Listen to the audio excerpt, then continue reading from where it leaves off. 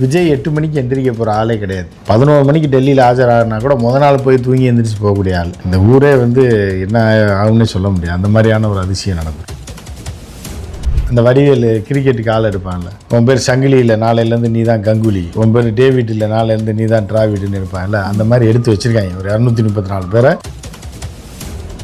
உங்கள் தொகுதியில் போய் அங்கேயும் விஜய் தான் நிற்கிறாரு, இங்கேயும் விஜய் தான் நிற்கிறாருன்னு சொல்லி வடையை சுட்டு எதையாவது ஒரு ஏமாற்றி பார்த்துட்டு ஜெயிச்சேன்னா நீ எம்எல்ஏ, தோத்தேன்னா அப்படியே வீட்டுக்கு போயிரு, இந்த பக்கமே வந்துடாதுன்றதான் விஜய் சொன்னது.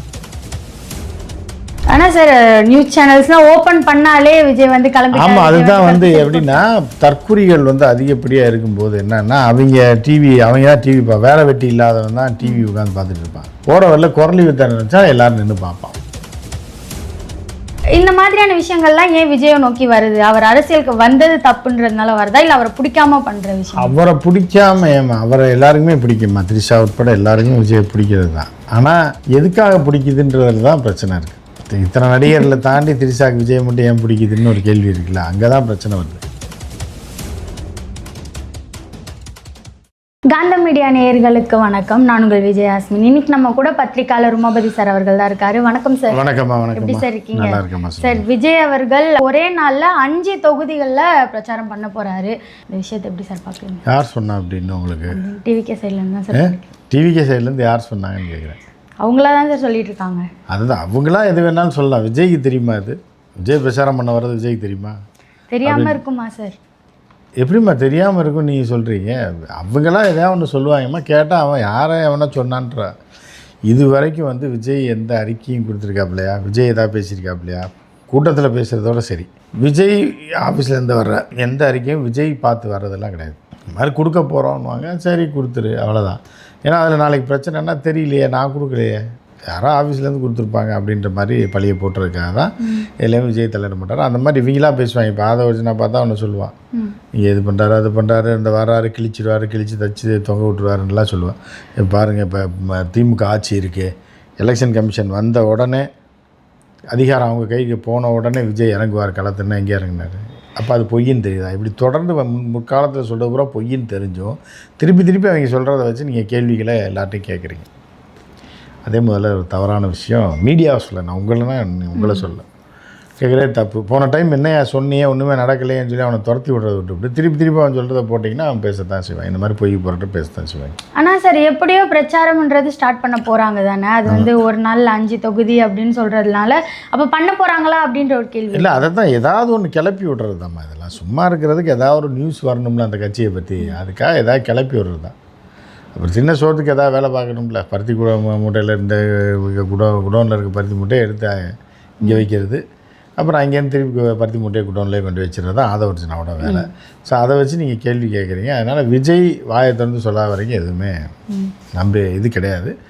வரலாம், வராமையும் போகலாம், இல்லை கட்சியை கலைச்சிட்டு கூட போகலாம். தமிழ்நாடு முழுக்க காலையில் 8 மணிக்கு ஸ்டார்ட் பண்ணி நைட்டு ஒரு 10 மணி வரைக்கும் விஜய் பேச தொடங்க போகிறாரு, சுத்த போகிறாரு. இது எல்லாமே காமெடிமா. இது எல்லாமே என்னென்னா வதந்திகளை பரப்பி விடுறது. விஜய் 8 மணிக்கு எந்திரிக்க போகிற ஆளே கிடையாது. 11 மணிக்கு டெல்லியில் ஆஜராகனா கூட முத நாள் போய் தூங்கி எந்திரிச்சு போகக்கூடிய ஆள். அதனால் விஜய்லாம் 8 மணிக்கு எந்திரிச்சு 6 மணி வரைக்கும் பிரச்சாரம் பண்ணால் இந்த இதில் சொல்லலை கிழிஞ்சிடும் அப்படின்னு. அந்த மாதிரி தான் இந்த ஊரே என்ன ஆகும்னே சொல்ல முடியாது. அந்த மாதிரியான ஒரு அதிசயம் நடந்துடும். விஜயை சும்மா சொல்லுவாங்க, போக போக பார்த்தீங்கன்னா தெரியும். சார், இவ்வளோ நாள் விட்டுருங்க சார், அவர் அரசியலில் நிறைய எங்கேயும் போகல, பெருசாக எழுந்திருக்கல. ஆனால் இப்போ எலெக்ஷன் டைம் 1 மாதம் கிட்டத்தட்ட தான் இருக்குது. ஆமாம், வரலையே வெளியே. எலெக்ஷன் அறிவிச்சு எத்தனை நாள் ஆச்சு? இது வரைக்கும் வெளியே வரலையே. எலெக்ஷன் அந்த அளவு சுறுசுறுப்பாக இருக்கிற ஆள், இறங்குற ஆளாக இருந்தால் எலெக்ஷன் அறிவிக்கிறதுக்கு முன்னாடி இறங்கியிருக்கணும். இல்லை, எலெக்ஷன் அறிவிச்சதுக்கப்புறம்னால இறங்கியிருக்கணுமா இல்லையா பிரச்சாரத்துக்கு? அதுவும் இல்லைன்னா அப்புறம் எப்போ எலெக்ஷன் முடிஞ்சு இறங்குவார்? ஜனநாயகன் படம் மாதிரி 24ஆம் தேதி போலிங், 24ஆம் தேதி சாயந்தரமே ரிலீஸ் பண்ணிக்கலாம் படத்தை. 6 மணி ஷோலேருந்து ஆரம்பிக்கலான்றாங்க. 25ஆம் தேதியிலேருந்து படம் போடலான்றாங்க. அது யாருக்குமே பிரயோஜனம் இல்லை. சரி, இப்போ அது மட்டும் இல்லாமல் 27ஆம் தேதி வேட்பாளர்களை அறிவிக்கப்படும். இந்த 27 சொல்கிறீங்க, நான் சொல்கிறது அடுத்த 27 வேட்பாளர் அறிவிக்கிறாருன்னா அவன் லிஸ்ட்டு வச்சுருப்பார்.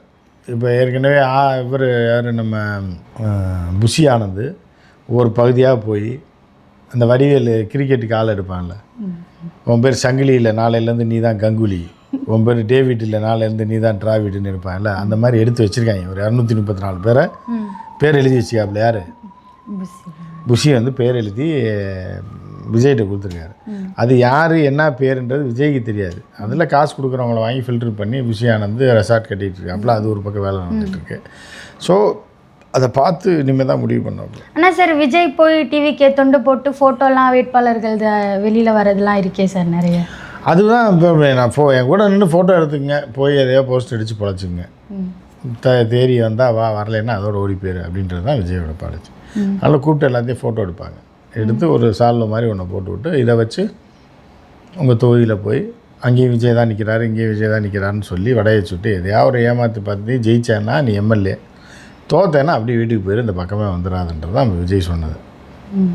காசுலாம் கேட்டுறாத, நீ தான் எங்களுக்கு காசு தரணும் அப்படின்னு சொல்லி வசூல் போட்டுக்கிட்டுருக்காங்க. என்ன நடக்குதுன்னு நம்ம பொறுத்திருந்து தான் பார்க்கணும்.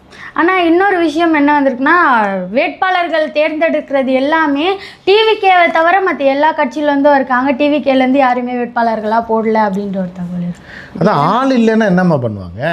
போகிற வரவனு பிடிச்சி போட வேண்டியதான். ஆள் இல்லை, நிற்கிறதுக்கு ஆள் இல்லைன்னு என்ன பண்ண முடியும்? இந்த கட்சி அந்த கட்சின்னு பார்த்தா எப்படி கட்சி நடத்த முடியும்? 234 பேர் முதல்ல வேணும்ல. கொஞ்ச நாளும் விவரம் தெரிஞ்சவன் ஏமாற்ற தெரிஞ்சவனாலும் வேணும். ஸோ பிஜேபியில் நிறையா பேர் இருக்கான் அந்த மாதிரி. அங்கே சீட்டு தரேன்னா அவன் பூரா பிஜேபியில் ஜெயிக்க முடியாதுன்னு அவங்களுக்கு தெரியும்.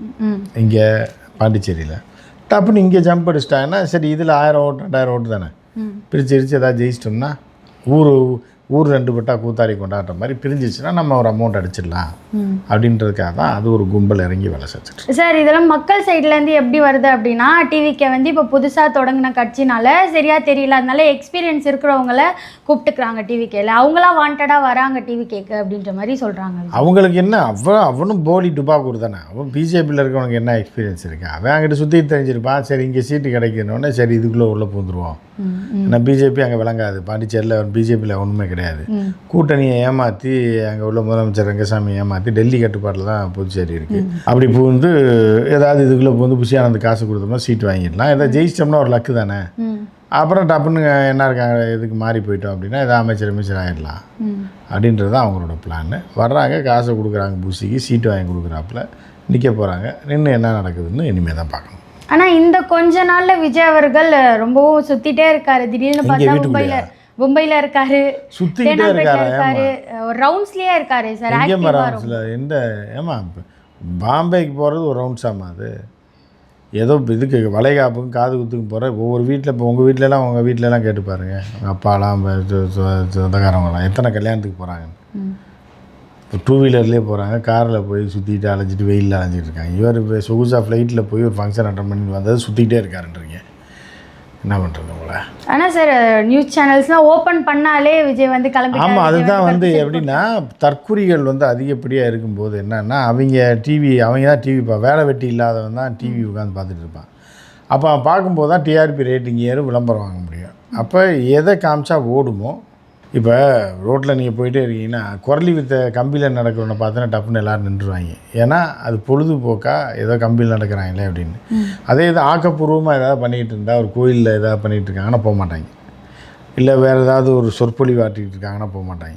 போகிற வரல குரலி வித்த நினச்சா எல்லோரும் நின்று பார்ப்பான், ஒரு நிமிஷம் நின்று பார்க்காம போக மாட்டான். அதனால் அது வந்து ஒரு டுபாகூராக நடக்கிறது. அது வேடிக்கை பார்க்குறான்றனால அதை போடுறாங்க சேனலில். அதை காமிச்சோம்னா ஓடுது அப்படின்னு. அதுதான் எப்போவுமே இல்லாமல் விஜய் அவர்கள் இப்போ வந்து ரீசெண்டாக நிறைய நிகழ்ச்சிகள் எல்லாம் சந்திக்கிறாரு, போய் மக்களை அவரோட வேட்பாளர்களை சந்திக்கிறது, நிறைய நிகழ்ச்சிகள் எல்லாம் பங்கெடுத்துக்கிறாரு. எங்கே போய் பங்கேற்றாரு? எந்த நிகழ்ச்சியில் பங்கேற்றாரு? இதான் சார் இந்த மாதிரி அந்த வளைகாப்பு ஒன்றுக்கு தானே போனார், கல்யாணத்துக்கு போகிறாரு சார். எங்கே போனார்? எந்த கல்யாணத்துக்கு போனார்? இப்போ தானே சார் போனார். எங்கே? திரிஷா கூட போய் மாதம் ஒவ்வொருத்தர் அவன் டெய்லி ஒரு கல்யாணம், டெய்லி 3 கல்யாணம். அரசியல்வாதிலாம் பார்த்தீங்கன்னா ஒரு நாளைக்கு 10 கல்யாணம் முகூர்த்தத்தன்னைக்கு அட்டன் பண்ணுவாங்க. எம்எல்ஏக்கள் எம்பிக்கெல்லாம் கட்சிக்காரன் அவ்வளோ பத்திரிக்கை கொடுத்துருவான். போய் தலையினாலும் காட்டிகிட்டு வந்தே ஆகணும், வேறு வழி இல்லை. புரியுதா? ஒரு நாளைக்கு 10 கல்யாணம் அட்டன் பண்ணுவாங்க. ஒரு நாளைக்கு 10-15 கல்யாணம் அட்டன் பண்ணுற எம்எல்ஏக்கள் மினிஸ்டர்லாம் எனக்கு தெரியும். பம்பரமாக போய்ட்டு இங்கேருந்து 60 கிலோமீட்டர், இங்கேருந்து 20 கிலோமீட்டர், இங்கேருந்து 10 கிலோமீட்டர் டக்கு. இவர் ஏதோ வருஷத்துக்கு ஒரு வளைகாப்புக்கு போனது இவ்வளோ பெருசாக பேசிக்கிட்டு இருக்கு. ஆனால் விஜய் அவர்களை பொறுத்த வரைக்கும் வீட்டை விட்டு வெளியே வரமாட்டார், எங்கேயும் போக மாட்டார்னு சொல்லும்போது இப்போ திடீர்னு இந்த மாதிரி நிகழ்ச்சிகளுக்கு போகிறாரு. 2000-3000 பேர் வேட்பாளர்களை சந்திக்க போகிறாரு. எங்கேயுமா சந்திச்சார்? எங்கேயும் சந்திக்க போகிறாருன்னு தானே சொல்கிறாங்க. அது யார் சொன்னது? யார் சொன்னது? எவனோ ஒரு ஆகாவலியாக இருப்பான். அவன் வந்து விஜயவே பார்த்துருக்க மாட்டான், அவனே பார்த்துருக்க மாட்டான். அவன் என்ன சொல்கிறது? அவன் சொல்கிறத வச்சு எப்படி நீங்கள் இது பண்ண முடியும்? ஸோ அதான விஜய் வந்து வரட்டும், முதல்ல வந்ததுக்கப்புறம் பார்க்கலாம். நிற்க போகிறது கன்ஃபார்ம் நின்றுட்டு இல்லை, அவர் நிற்க போகிறதே இல்லையே எலெக்ஷனில், அதே கன்ஃபார்ம் கிடையாது. விஜய் சொன்னதுக்கப்புறம் தான் விஜய் முதல்ல போட்டி போட போகிறதே இல்லை, எலெக்ஷனில் நிற்க போகிறதே இல்லைன்றது தான் நம்ம வருஷக்கணக்காக சொல்லிகிட்டு இருக்கோம். அதனால் பார்க்கலாம் என்ன நடக்குது. சார், ஆனால் சினிமா வேறு அரசியல் வேறுன்னு இருக்கும்போது காங்கிரஸ் கட்சியிலேருந்து ஒரு நிர்வாகி விஜய் அவர்களோட படம் எலெக்ஷன் டைமில் தேட்டர்ஸில் தொலைக்காட்சிகள்லாம் வரக்கூடாது அப்படின்ற மாதிரி கோரிக்கை வச்சுருக்காரு, வர விடாமல் பண்ணுங்க. ஆமாம், அது ஒரு பிரச்சாரமாகும். சும்மா பப்ளிசிட்டி பைத்தியங்கள் தான் அதெல்லாம். பப்ளிசிட்டிக்காக போடுறத வழக்கு போடுவாங்க, அப்புறம் அது இல்லைன்னுவாங்க. அது இது வேலை மாதிரி தான். அது வேலை தேவை ஒன்று போடுறது. சார், அதுக்கு என்ன சம்மந்தம் இருக்குது சார்? ஏன்னா சினிமாவில் படம் போடுறது நீங்களே இருக்கீங்க, டெய்லி காலைல மத்தியானம் சாயந்தரம் விஜய் படமாக போடுறோம், எலெக்ஷனுக்கு முதல் நாள் நீங்கள் உட்காந்து இன்ட்ரெஸ்டிங்காக பார்க்குறீங்க. அப்படிங்கும்போது விஜய் மேலே ஒரு மோகமாகி நீங்கள் விஜய்க்கு ஓட்டு போட்டுருவீங்கல்ல. எவ்வளோ நல்லவராக இருக்கார் பாரு. இப்போ கொக்கோ கோலாக்கு எதிராக போராட்டம் பண்ணுறாரு, விவசாயிகளுக்கு எதாவது பண்ணுறாரு, பெண்கள் முன்னேற்றத்துக்கு எதுபடி கபடி கோச் ஆகி இப்படி பண்ணுறாரு. அப்படிங்கும்போது உங்களுக்கு ஒரு ஈர்ப்பு வந்துடும். இவ்வளோ நல்லது செய்கிற விஜய் அரசியலுக்கு வந்தால் நல்லது செய்வார், நீங்கள் பாட்டுக்கு ஓட்டு போட்டிங்கன்னா என்ன பண்ணுறது? அதுக்காக தான் பண்ணுறது. அப்போ விஜயை பார்த்து பயம் வந்துருச்சு.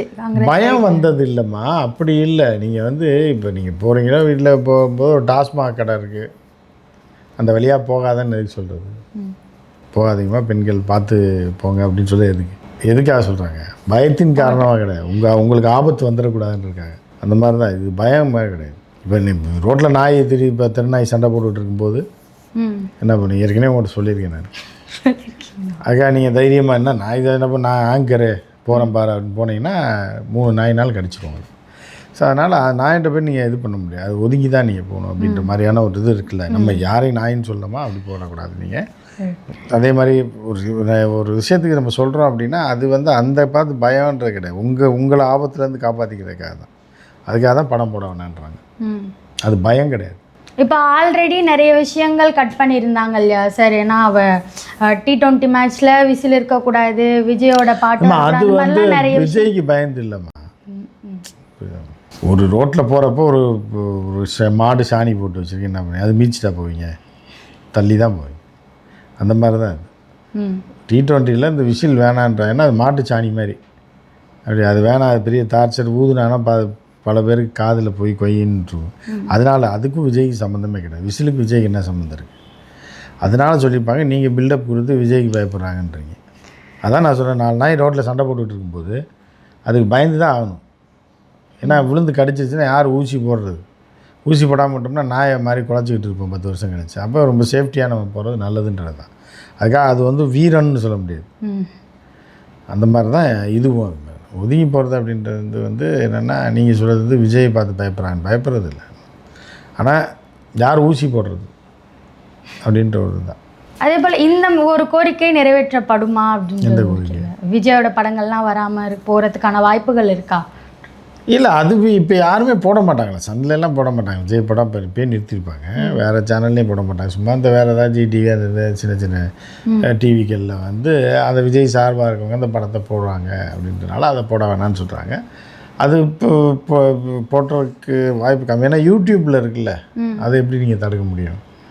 காலங்கள் வேறு மாதிரி மாறிட்டு இருக்கும்போது வெளியில் போஸ்டரு அதெல்லாம் ஒட்டக்கூடாதுன்னு மற்றபடி ஒன்றும் பண்ண மாட்டாங்க. சார், கடைசி என்னென்னா, சினிமாலேருந்து நிறைய பேர் அரசியலுக்கு வந்திருக்காங்க, ஆனால் விஜய் வந்தளவுக்கு விஜயை பார்த்து நிறைய விமர்சனங்கள் சினிமாலேருந்தே வந்துச்சு. அதே போல் தான் இந்த சமுத்திரக்கனி சார் கூட ஒரு ரீசெண்டாக ஒரு பேசியிருந்தார் ஒரு விஷயம். இப்போ அவர் ஹானஸ்ட்டாக சொல்கிறாரு, ஆமாம் நான் உண்மையை தான் பேசினேன், என்னாலலாம் மாற்ற முடியாது அப்படின்னு சொல்லியிருக்காரு. இந்த மாதிரியான விஷயங்கள்லாம் ஏன் விஜயை நோக்கி வருது? அவர் அரசியலுக்கு வந்தது தப்புன்றதுனால வருதா, இல்லை அவரை பிடிக்காம பண்ணுற விஷயம்? அவரை பிடிக்காம அவரை எல்லாருக்குமே பிடிக்குமா, த்ரிஷா உட்பட எல்லாருக்குமே விஜயை பிடிக்கிறது தான். ஆனால் எதுக்காக பிடிக்குதுன்றதுல தான் பிரச்சனை இருக்குது. இத்தனை நடிகர்களை தாண்டி த்ரிஷாவுக்கு விஜய் மட்டும் ஏன் பிடிக்குதுன்னு ஒரு கேள்வி இருக்குல்ல, அங்கே தான் பிரச்சனை வருது. அதே மாதிரி இத்தனை நடிகைகள் இருக்கும்போது எதுக்கு த்ரிஷா கூட மட்டும் த்ரிஷா நாயை வளர்க்குறதுல இவ்வளோ கான்சன்ட்ரேட் பண்ணுறாரு விஜய்ன்றதுல தான் பிரச்சனை வருது. அதில் தான் அதை பற்றி விமர்சனம் பண்ணுறாங்க. அது ஜென்யூனான விஷயம் கிடையாது. ஏன்னா சினிமாவில் இருக்கவங்களுக்கு தான் தெரியும் த்ரிஷா யார் அப்படின்றது. அதே மாதிரி விஜய் யாருன்றது சினிமாவில் இருக்கவங்களுக்கு தெரியும். அப்போ உள்ளே இருக்கவங்களுக்கு தெரியும் போது அவங்க அதை பற்றி சொல்கிறாங்க. அது வெளியிலேருந்து பார்க்குறவங்களுக்குலாம் தெரியல. ஐயா இப்போ திட்டுறாங்கன்னா இப்போ அந்தளவுக்கு அவங்க மோசமாக இருந்திருக்காங்களா சார்? மோசமாக இருந்திருக்காங்கன்னு சொல்ல முடியாது. மக்கள் மோசம் போயிடக்கூடாதுன்னு நினைக்கிறாங்க.